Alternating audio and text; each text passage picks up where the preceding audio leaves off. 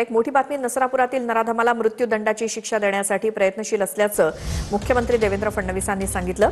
आरोपीला फाशीची शिक्षा झाली पाहिजे अशी मागणी रोहित पवारांनी केली. तर दुसरीकडे न्याय मिळेपर्यंत कुणीही भेटायला येऊ नये अशी विनंती पीडितेच्या वडिलांनी केली आहे.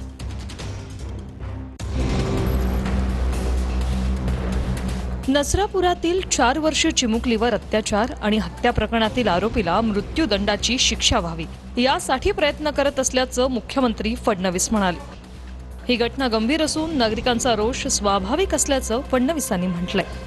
लोकशाहीमध्ये आपल्याला सगळ्यांनाच असं वाटतं की अशा नराधमाला भर चौकामध्ये फाशी दिली पाहिजे, पण ती लोकशाहीत करता येत नाही. लोकशाही कायद्याने चालते.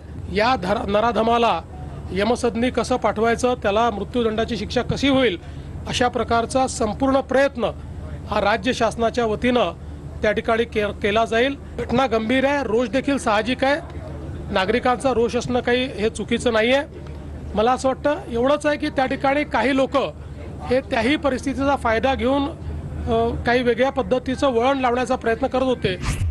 माझ्या मुलीला जोपर्यंत न्याय मिळत नाही, जोपर्यंत त्या नराधमाला फाशी होत नाही, तोपर्यंत कुणीही राजकीय व्यक्तीनं आमच्या कुटुंबाला भेटायला येऊ नये अशी भूमिका पीडित चिमुरडीच्या वडिलांनी घेतली.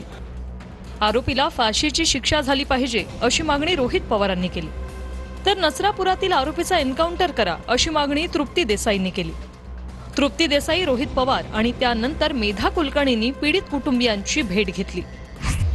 हा जो विक्षिप्त आणि जो क्रिमिनल माइंडेड व्यक्ती आहे, ज्याने हे कृत्य केलं, त्या व्यक्तीला फक्त एकच सजा मिळाली पाहिजे, ते म्हणजे फाशी, आणि ते सुद्धा लवकरात लवकर. आज मुली ज्या पद्धतीनं खेळतायत, बागडतायत, त्या खेळताना जर अशा पद्धतीनं कुणी उचलून नेणार असेल, काही करणार असेल, तर मग या गोष्टींच्या बाबतीत जर न्यायालयीन प्रक्रियेतून न्याय मिळत नसेल, तर माझंही म्हणणं आहे की आरोपीचा तातडीनं जो आहे तो एन्काउंटर करा. 2 वेळेला हाच नराधम अशाच प्रकारचं कृत्य करतो. 1998 साली त्यांनी हे कृत्य केलं होतं, 2015 साली हे कृत्य केलं होतं.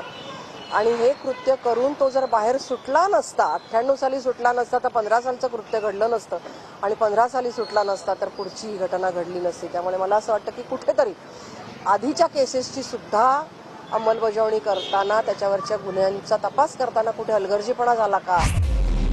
नसरापूर घटनेच्या निषेधार्थ भोर आणि राजगड तालुक्यात आज बंदची हाक देण्यात आली. नराधमाला फाशी देण्याच्या मागणीसाठी नागरिक रस्त्यावर उतरले.